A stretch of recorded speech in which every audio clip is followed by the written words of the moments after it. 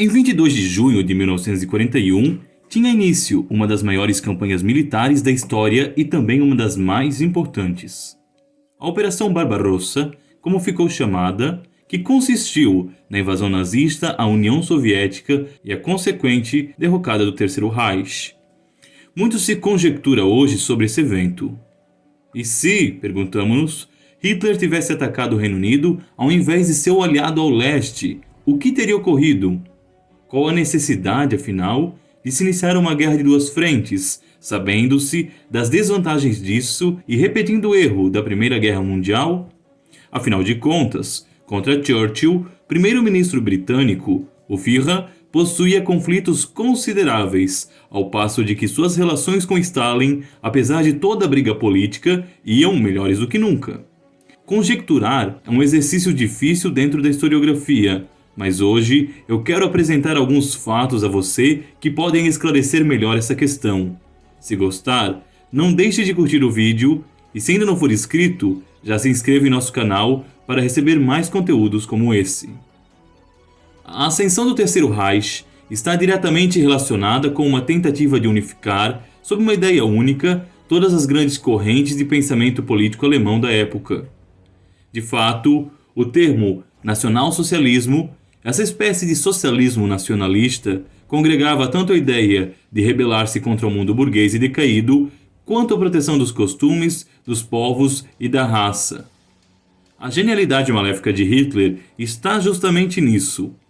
Ele conseguiu conciliar os sentimentos difusos e o mal-estar dos alemães, que haviam sido derrotados e humilhados na Primeira Guerra, e modelá-los numa corrente política.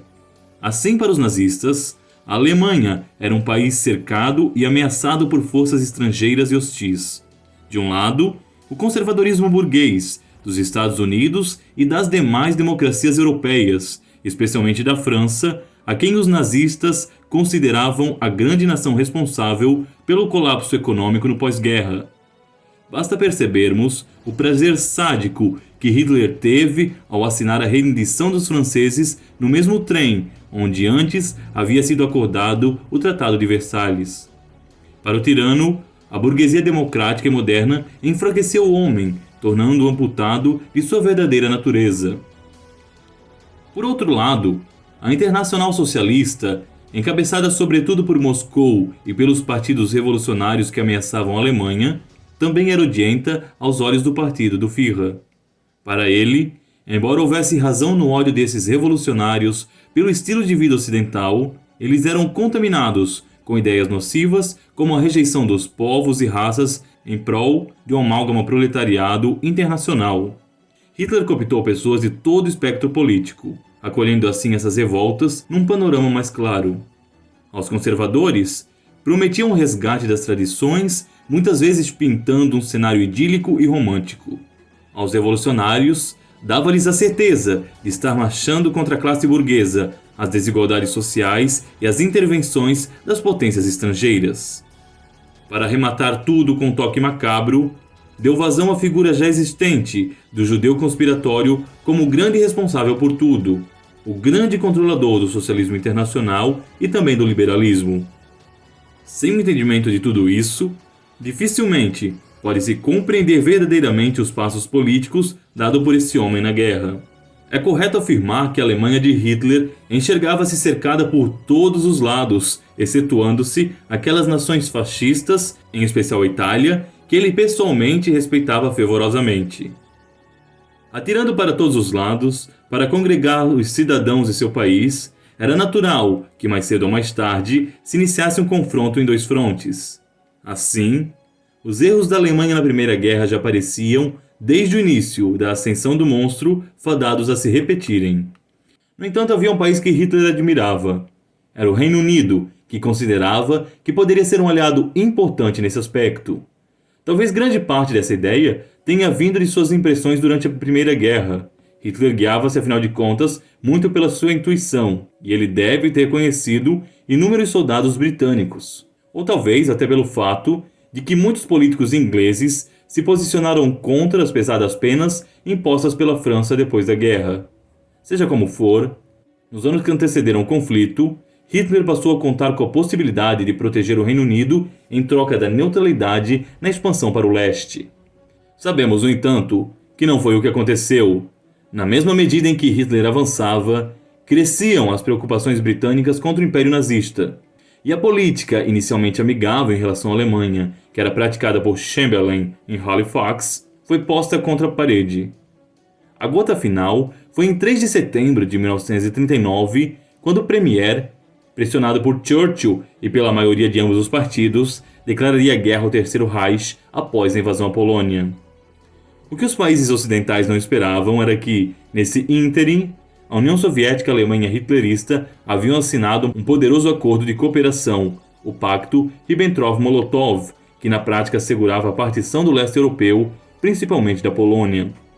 Assim, ao invés de Stalin se juntar aos aliados, ele tomou para si consideráveis extensões de terra e declarou de quebra a neutralidade política. O que ocorreu com a Inglaterra e França é de conhecimento quase geral. Os dois países foram massacrados pela Blitzkrieg alemã e o colapso veio dentro de semanas. Mas notamos duas coisas interessantes. A primeira é o receio de Hitler em massacrar os ingleses, que deixou escapar aos milhares por suas mãos durante a retirada de Dunkirk.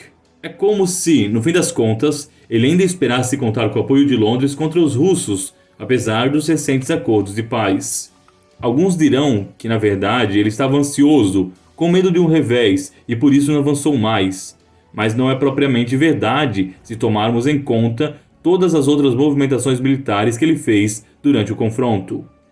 Outro fator que endossa essa tese é que nos meses seguintes, a Operação Leão Marinho, uma invasão às ilhas que tanto assustava os britânicos, foi cada vez mais adiada até ser definitivamente posta de lado em prol da invasão contra os russos. Hitler tentou desesperadamente assinar a paz com a Inglaterra e ficou enraivecido diante da recusa desse povo. Todos os bombardeios a Londres foram feitos com a intenção de que os ingleses se voltassem contra Churchill e optassem por se render aos alemães. Em suas conversas nos círculos mais íntimos, o Führer sempre mostrava-se esperançoso com a possibilidade, ainda que remota, de que isso ocorresse.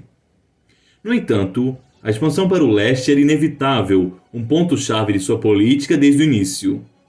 Hitler temia que, sem levá-la a cabo, pudesse perder o apoio popular e fazer seu império colapsar a longo prazo.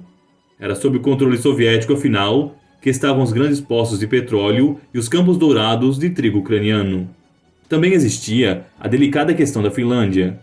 Embora isso passasse desapercebido aos soviéticos, a expansão russa sobre o país preocupava muito Berlim, pois era um potencial indicativo de pretensões expansionistas por parte de Stalin, o que colocava a própria Alemanha em rota de colisão e disputa por essas regiões.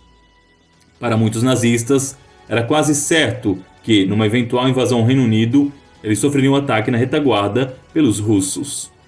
Hoje, quando temos acesso a todos os documentos, sabemos que isso é uma inverdade.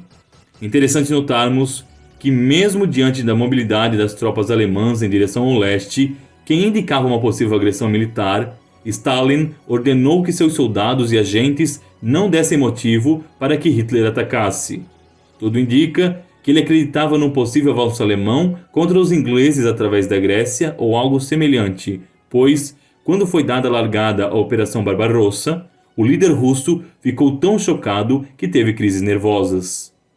Havia ainda, claro, a ideia de que a guerra pudesse ser vencida com facilidade e que, com uma inevitável queda do regime soviético, a paz com o Reino Unido pudesse ser selada com maior facilidade.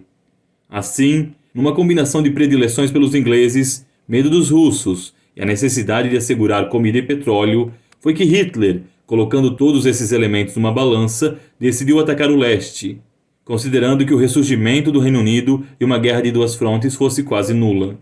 Os dados da sorte foram jogados e o que ocorreu, sabemos, foi muito diferente. Hoje, os historiadores atribuem que teria sido um erro grosseiro do chanceler alemão, mas, quando olhamos pela perspectiva dele, fica difícil admitir que pudesse haver, naquelas circunstâncias, outra possibilidade de ação. Mas me diga você, qual teria sido o resultado da guerra se Hitler tivesse decidido não atacar os soviéticos? Deixe sua resposta nos comentários. E se gostou desse vídeo, não esqueça de curtir e de deixar o seu joinha. E até mais, se Deus assim quiser.